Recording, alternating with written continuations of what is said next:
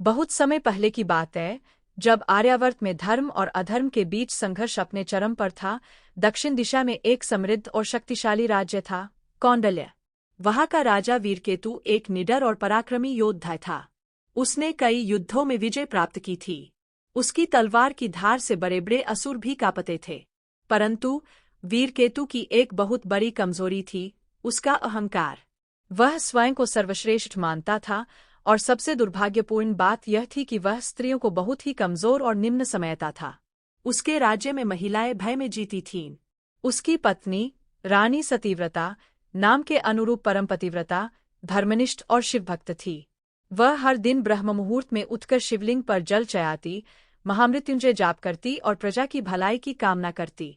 एक बार की बात है, रानी ने दरबार में सबके सामने राजा को सुझाव दिया कि स्त्रियों को भी न्यायालय में अपनी बात कहने का अवसर दिया जाना चाहिए। राजा वीरकेतु क्रोधित हो उठा।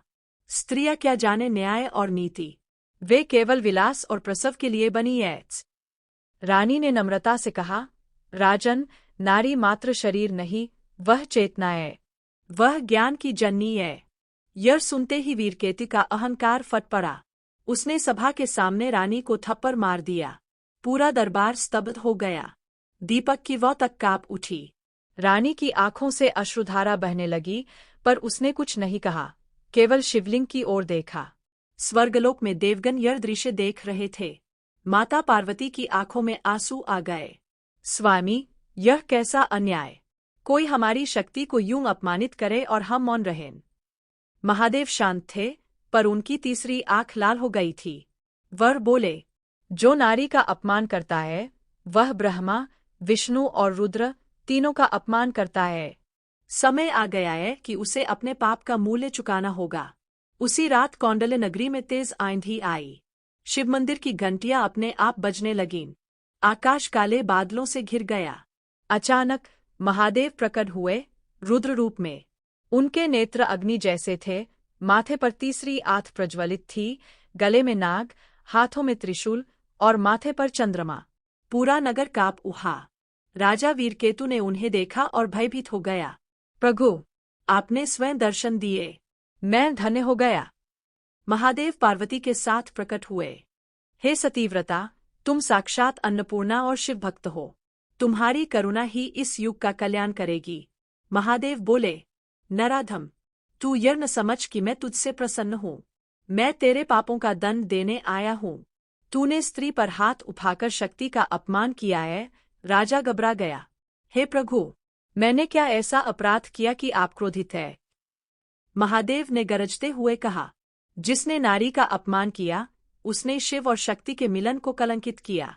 जिस हाथ से तूने स्त्री को पीड़ा दी, वही हाथ तेरे लिए अभिशाप बनेंगे। तू न केवल अपना राज्य, बल्कि अपना अस्तित्व खो देगा। और महादेव ने त्रिशूल से धरती पर प्रहार किया। उसी क्षण धरती फट गई और महल का एक। महादेव ने वीरकेतु को श्राप दिया, तेरा शरीर तब तक पीड़ा में जलेगा, जब तक तू स्त्री को देवता के रूप में नहीं पहचानता। तेरा राज्य सूखे और विद्रोह से बर्बाद होगा, और तुझे हर दिन वही पीड़ा भोगनी होगी जो तूने रानी को दी। फिर महादेव अदृश्य हो गए। अगले ही दिन से कौंडल्य में संकटों का सिलसिला शुरू हो गया। नदियां सूखने लगीं, खेत जल गए, प्रजा में विद्रोह होने लगे। एक के बाद एक मंत्री राज्य छोड़ने लगे। रानी सतीव्रता महल से निकलकर एक शिव मंदिर में तप करने चली। राजा के शरीर में जलन रहने लगी। उसे ऐसा प्रतीत होता कि हर रात कोई अदृश्य अग्नि उसे भस्म कर रही है। वैद्य, यज्ञ, तांत्रिक, कुछ काम न आया। उसके मन में भय और पश्चाताप घर कर गया। वह जंगलों में भटकने लगा, अज्ञातवास में जीने लगा। कहीं चैन नहीं, कहीं शांति नहीं। हर स्त्री उसे देखकर मुंह फेर लेती। उसे महसूस होने लगा कि यह सब उसी थप्पड़ की गूंज है जो उसने सतीव्रता को मारा था। उधर सतीव्रता ने हिमालय की गोद में एक गुफा में तप करना प्रारंभ किया। उसने केवल बेलपत्र और जल पर जीवन यापन किया।